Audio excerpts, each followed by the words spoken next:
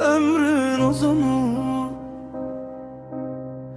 Koyunda koltukta dolanma oğlum. Ara katanların, yalancıların yağlı sözlerine inanma oğlum. Heç kesin varına dikme gözünü. Özge ocağının çekme közünü.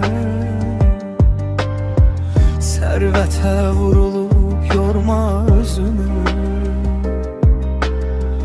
Pulun çirkabına bulanma oğlum. Korkma pelek olsa katil obrudan. Korkma zərbəsindən değen ağrıdan.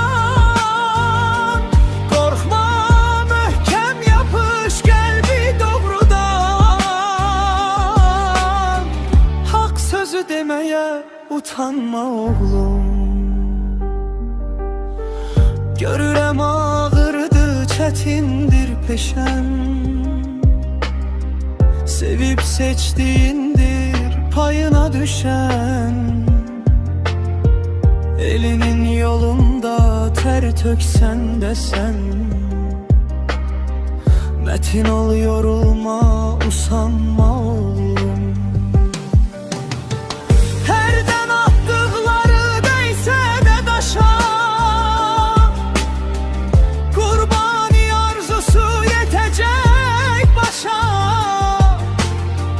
Vətən qarşısında hünərlə yaşa. Əfələ alçala aldanma oğlum. Qorxma pələng olsa qatil oğrudan. Qorxma zərbəsindən dəyən ağrıdan.